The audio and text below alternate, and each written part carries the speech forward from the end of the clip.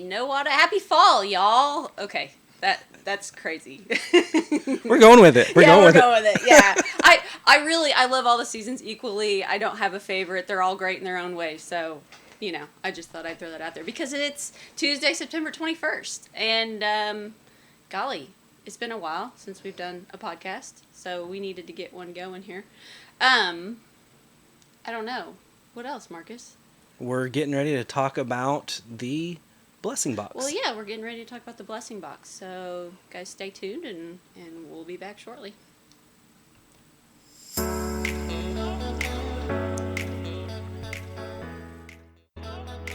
Our mission is to promote strategies and policies which ensure improved health for all citizens of Nowata County. Okay, we are back. So we're with Crystal today, and we are going to talk about the blessing box. And just for people who don't know, our blessing box is outside on the front of the Nowata Can building, and we put necessities, things that people might need, grab on the go, food, water, diapers, stuff like that. We'll get into that more here in a second. But it's just kind of something that we have out there that's a community resource for people with immediate needs. And so I guess we'll just get to talking about how it started. Yeah. So I'm going to have Crystal answer that because the idea kind of came from Crystal's side. How did we get started with the blessing box? We kind of took that idea, Ulaga, FFA.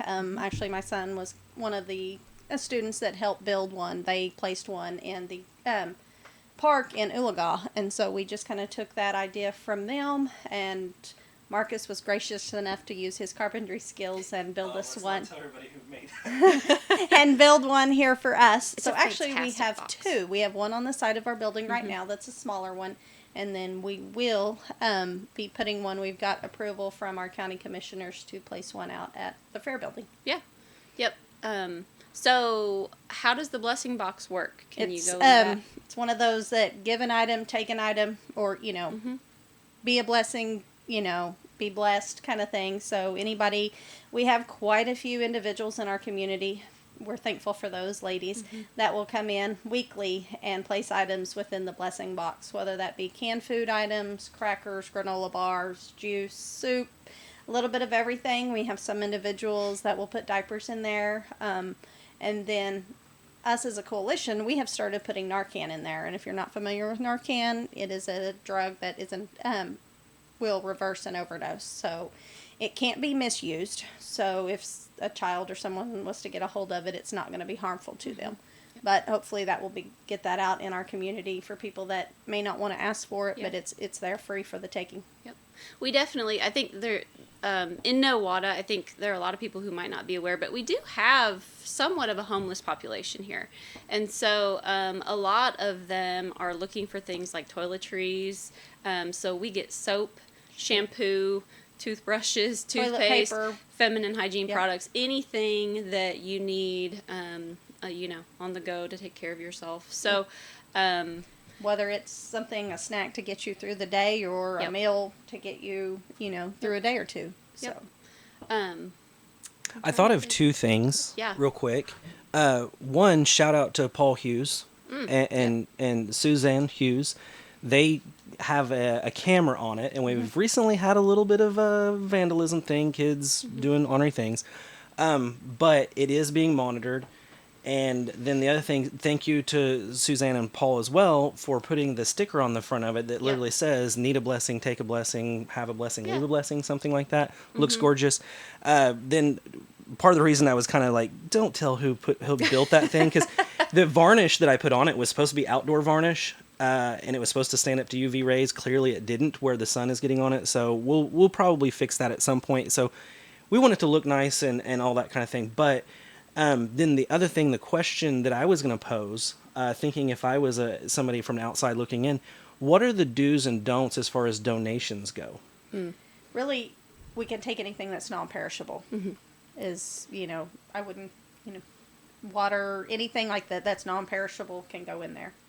We've had people put cookies in there before, and they just melted. Yeah. And so, and then in a whole deal of cookies too, And it just kind of went to waste because it does get hot and all that kind of stuff. We've also had people donate lunch meat and stuff like that, which is a great idea. It's a great idea, but we ended up having to put it in our fridge, and just if we happened to catch somebody at the box to see if they needed something to make a sandwich, then we could give them the lunch meat. But it's it's not the greatest item to donate. Very thoughtful, of course, but lots of canned food items. Yep. Or crackers or something and we do have kids that use it too. So if they can grab a snack on their way, you know, it may be their only meal they get in the evening. If they can grab a can of raviolis or something that they can heat up quick is very beneficial. Right.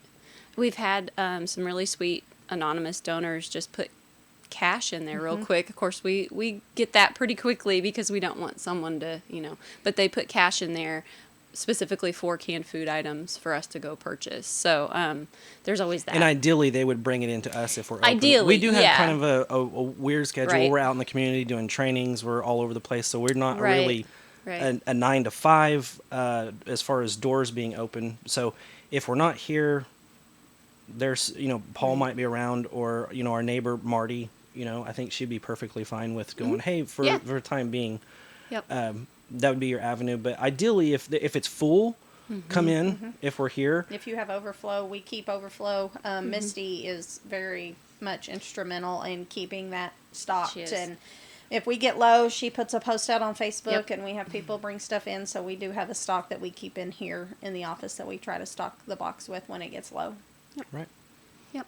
I should mention on the inside of that door on the box is actually a resource guide. So all the local numbers for Grand Lake Mental Health, Community Action, Ascension St. John. Yep. Who else? DHS, even though they're in Washington County now. We've got all the numbers for that. 911, not 911, obviously. Call 911.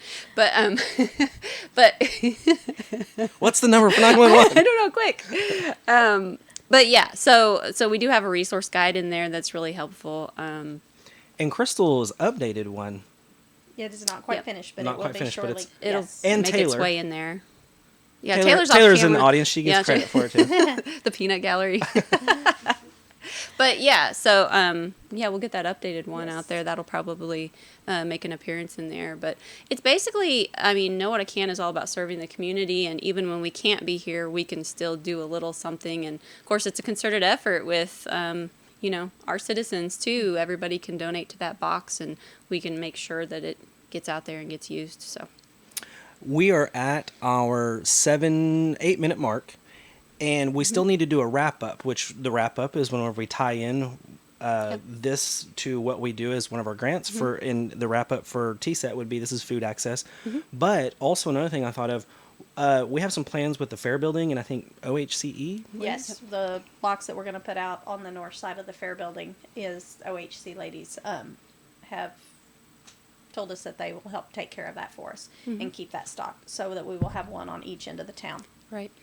And it's a bigger box. Yes. It is a much bigger box. Yep.